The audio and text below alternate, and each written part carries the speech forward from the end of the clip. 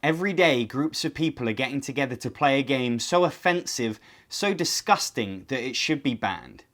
But after they finish playing Monopoly, they might play Cards Against Humanity. Hello and welcome to Cards Against Humanity, the show that'll have you playing black and white cards faster than an American politician. On today's show, we have a stand-up comedian with a regional accent. Why is it that women are different to men? Have you ever noticed that? Wonderful stuff. We're also joined by any one of the many varied characters from Judd Apatow films. I just smoked a ton of weed, and now a well-adjusted female will fall in love with me. And our third and final guest is none other than your mum. I think you're better than a game like this, sweetheart, don't you? In this video, I suggest 6 games that take the Cards Against Humanity format and change or improve upon it.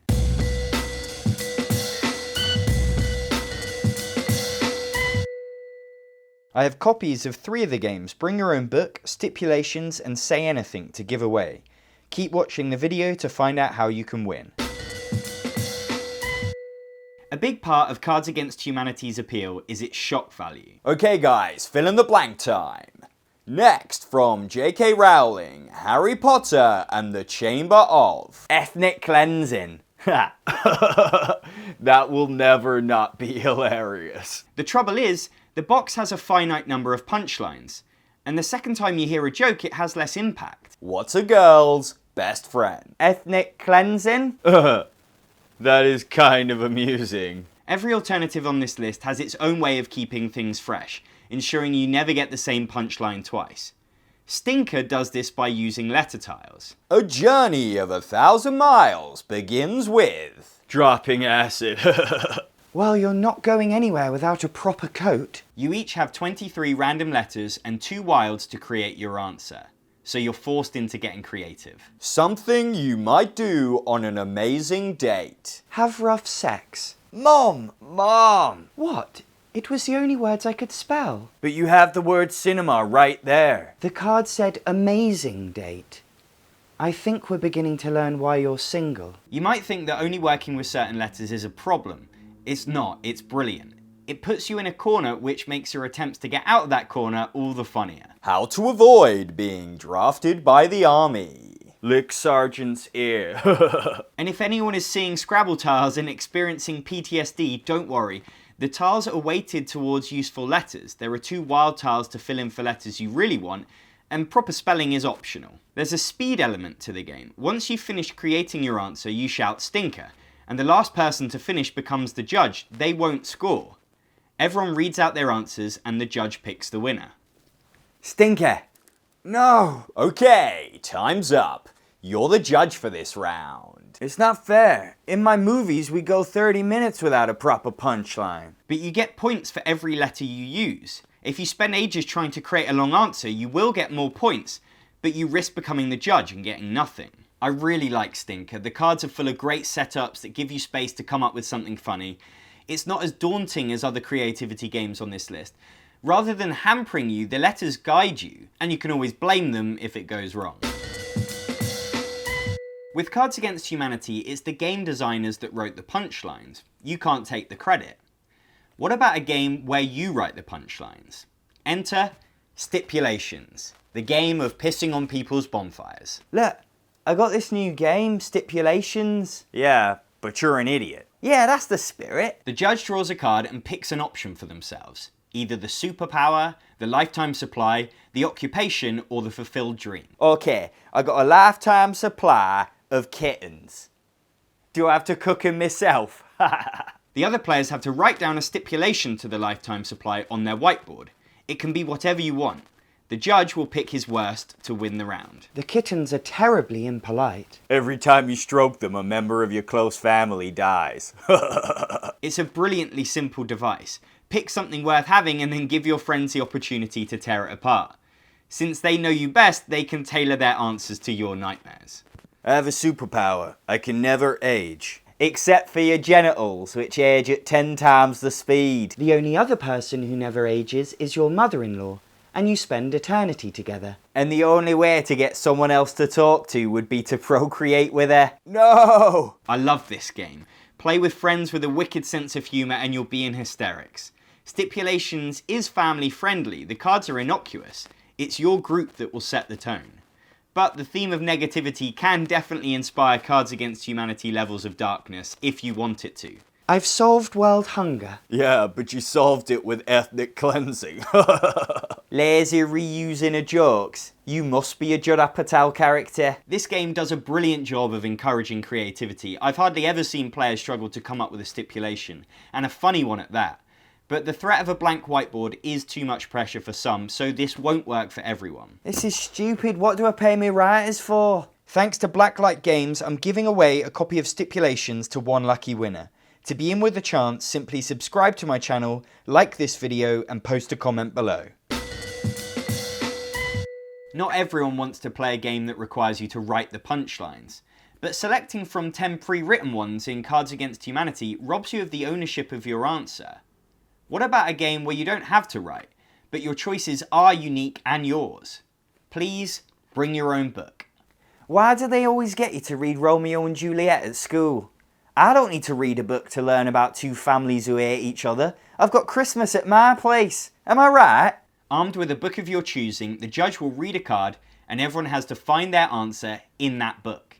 It can be one word, a sentence, a few sentences. It just has to be in a book. An excuse for being late. Young people are indefatigable hedonists, forever in search of their next pleasure fix. Yeah. I'm a doctor, he said. Give me a minute. He may never have known a mother's love. It's such a wonderful idea. I can't believe it's never been done before. There's limitless potential for answers. Each book brings its own character and it works with fiction, non-fiction, reference, even cookbooks. You've just got to get creative. The moment in a western where gunfighters have a showdown. There's always going to be some people whose taste you can't test with a few strange bits of internal organs. Good old Nigella. The answers are all there, but it's up to you to hunt and select the right one. It's not always an easy task, and some books are harder to choose for answers, whereas others you'll find yourself struggling to pick between multiple great options. I've got characters called Master Bates and Dick. I think Oliver Twist is overpowered. It's a nice way to get people excited about the games night by telling them they have to bring their own book. And mining everyone else's bookshelves means you'll always get plenty of variety. The inside of the box even has a spot where you can keep track of the books you have played the games with. This game is on the tamer side of things, but it's no less fun for it. Having said that, the books you use will govern the tone, so it depends how racy your bookcase is. She whipped his as he thrust his throbbing into her volcanic. What book is that? 50 Shades of Grey? No.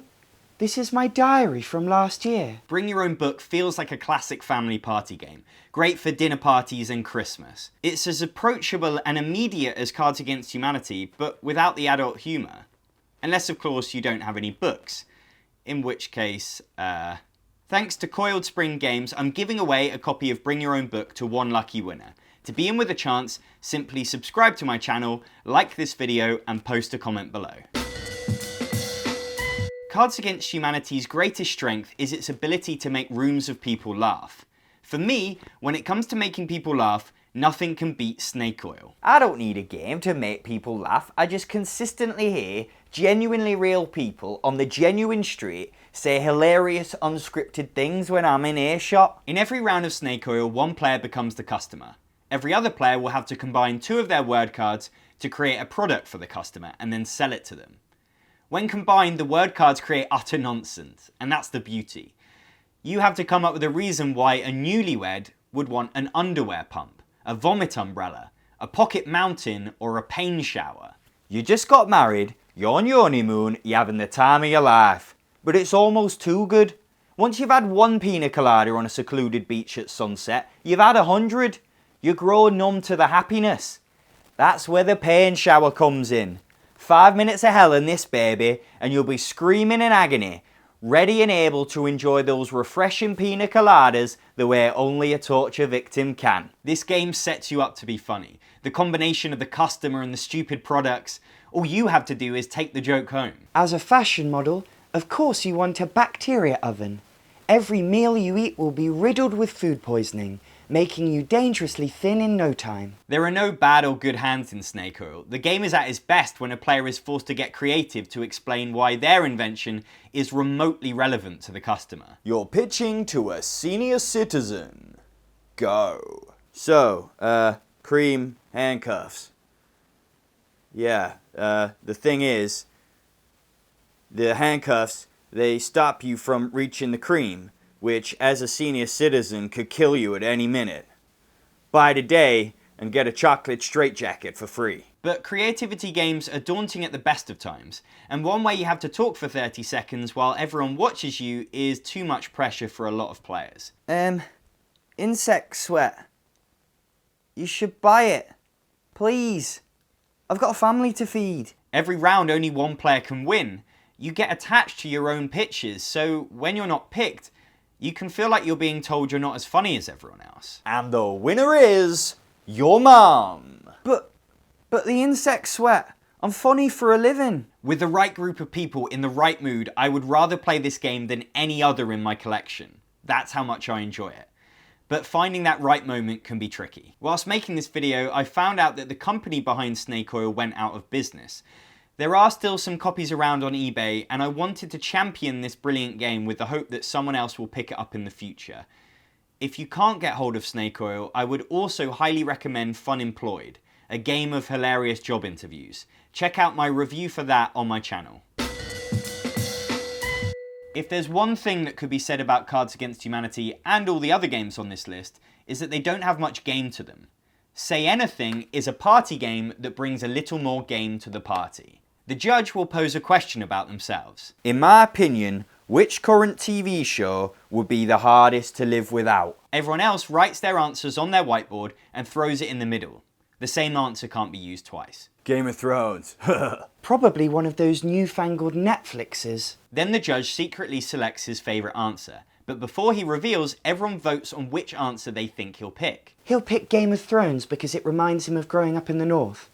All that scenery and lack of electricity. It's all about knowing your friends. You get points if you vote for the right answer, and if yours was the right answer. The judge gets points if people voted for the answer he picked. Expect mini arguments as friends and family realise they don't know each other as well as they thought. What? Why didn't you pick Game of Thrones? I picked Stand Up Live, obviously. What's that? I've never heard of it. It's my TV show. Obviously that would be the hardest one for me to live without. But it said current TV show. I've had fun with this game. I think it's particularly good to play with family, but it doesn't inspire laughter as much as I would like. The title is Say Anything, and some of the questions do encourage humour. In my opinion, what would be the dumbest thing to say to your mother-in-law? What do we inherit when you die?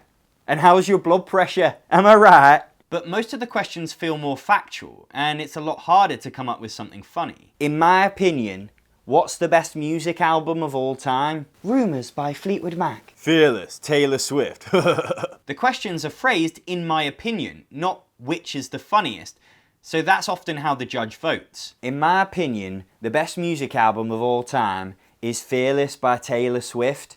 It's too good of an album to joke about anything else. Say Anything is a quality party game. I like the added element the voting brings. A must-try for families, but young people may want to give this one a miss. Thanks to North Star Games, I'm giving away a copy of Say Anything to one lucky winner. To be in with a chance, simply subscribe to my channel, like this video, and post a comment below. Cards Against Humanity's other greatest strength is that it's inclusive. Well, aside from the offensive humour. Anyone can play it. It doesn't require bravery like Snake Oil or Stipulations. In that regard, Word Whimsy is the closest to it. But it's family friendly too. In Word Whimsy, players create their answers by putting word cards into one of these wallets to be read in order. For example, the question is a good title for my memoir. Every player combines 1 to 5 words from their hand to create something worthy. Okay, a good title for my memoir. Let's see what we've got. Sad. Inconvenient. Clown. Sadly, I didn't have the word irrelevant. It hurts. It hurts. It hurts bad. It's tamer than Cards Against Humanity. There's no overtly offensive words, but when combined, more mature or immature minds can have their fun too. Okay, we're looking for a good name for a children's book. Captain Bonerbutt. I've had a mixed time with Word Whimsy. When I first played it, I thought it was brilliant, but on later plays it's been up and down. Once you've heard the band name Lovesick Moist Weasel, it's less funny to next time hear that the favourite part of my body is called the Sneaky Weasel. And where the forced structure helps less creative players, just like in Cards Against Humanity, you will hear players complaining they have bad hands. A movie I would probably love. This is silly. My cards aren't funny at all. I must push you for an answer. Fine. Pornography, strippers, girl, paradise. Pornography, strippers, girl, paradise. That's hilarious. It doesn't even scan properly. Does no one teach proper grammar anymore? Word Whimsy does improve on the standard voting system found in the other games. Instead of just one winner, the judge awards 5 points to their favourite, 4 points to their second favourite, and so on, which helps sugar the pill of not being picked. Of course, at the end of the game, someone will still have the least points. I like Word Whimsy, and it's definitely a viable alternative to Cards Against Humanity, especially for families, but it doesn't elicit laughter in quite the way other games on this list do. Those are my 6 alternatives to Cards Against Humanity, all family friendly and with more longevity. There are links to all of them in the description of this video. And remember, if you want the chance to win a copy of Bring Your Own Book, Stipulations, or Say Anything, then subscribe to my channel, like this video, and post a comment below. Check out my mega reviews on zombie games and dexterity games, as well as my top 10 couples games and Christmas games. I'm John Perkis, thanks for watching.